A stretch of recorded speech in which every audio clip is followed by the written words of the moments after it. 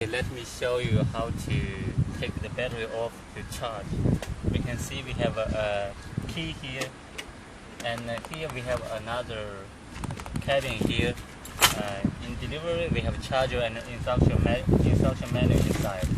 Here are accessories and some simple tools. We use this key to take the battery off. Okay. First we just pull the plug out here, like this, for charging. After charge, we put it back, lock it, and plug in.